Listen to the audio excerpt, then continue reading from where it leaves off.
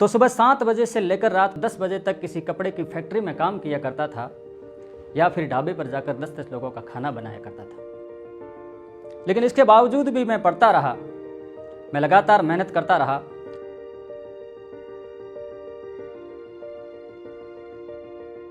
मेरी कहानी की शुरुआत करें तो मेरी कहानी शुरू होती है भारत पाकिस्तान के बॉर्डर पर बसे हुए राजस्थान के बाड़मेर जिले के एक छोटे से गांव ऊंडखा से, जहां पर मेरे घर के नाम पर एक छोटी सी झोंपड़ी हुआ करती थी।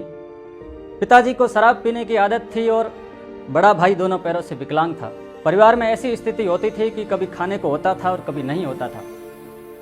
कभी ऐसे भी दिन आते थे जब लाल मिर्च को कूटकर उसमें नमक और पानी मिलाकर उसमें से रोटी डुबोकर खाना पड़ता था। यानी मेरा बचपन बहुत अभावों में बीता। मेरे पिताजी हमेशा कहा करते थे कि तू पढ़ाई छोड़ दे और काम पर चला जा, कुछ पैसे आ जाएंगे।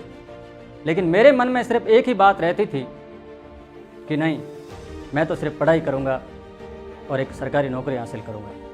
तो सुबह 7 बजे से लेकर रात को 10 बजे तक किसी कपड़े की फैक्ट्री में काम किया करता था या फिर ढाबे पर जाकर 10-10 लोगों का खाना बनाया करता था। लेकिन इसके बावजूद भी मैं पढ़ता रहा, मैं लगातार मेहनत करता रहा।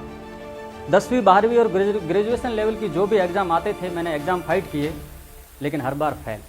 तो मैं लगातार मेहनत करता रहा, फिर भी फेल पर फेल। मुझे फेल होने की इतनी आदत हो गई थी कि एकदम निराश रहने लगा। मुझे लगने लगा था कि मेरी ज़िंदगी कपड़े की फैक्ट्री में या फिर दूसरे लोगों का खाना बनाने में गुजर जाएगी और मैं ज़िंदगी भर यही करता रहूँगा। लेकिन कभी मन में ख्याल आता था कि नहीं, तो कुछ करके दिखा। आप यकीन नहीं मानेंगे, मैंने बैंक पीओ से लेकर एसएससी तक कुल 21 एग्ज़ाम दिए, 21 यानी 21, और सभी एग्ज़ाम में लगातार है। हिम्मत हारने लगी, हौसला हारने लगा। किसी में 1-2 नंबर से पीछे रह जाता था, किसी में फिजिकल में पीछे रह जाता था, तो किसी में कंप्यूटर टेस्ट वगैरह में पीछे रह जाता था। आस पड़ोस के रिश्तेदार, दोस्त वगैरह, परिवार वाले सब कहने लगे कि तेरी किस्मत नहीं है, तू पढ़ाई छोड़ दे और काम पर चला जा।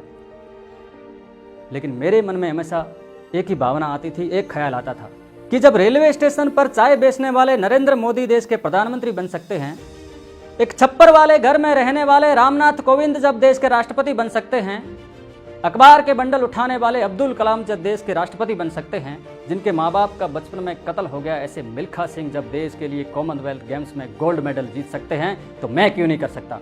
मैं भी मेहनत करूंगा और मैं भी पढ़ूंगा और मैं भी हासिल करूंगा। मन में ये ख्याल आता था, रख हौसला वो मंजर भी आएगा, प्यासे के पास चलकर स्वयं समंदर भी आएगा। थक कर ना बैठे मंजिल के मुसाफिर, तुझे मंजिल भी मिलेगी और मिलने का मजा भी।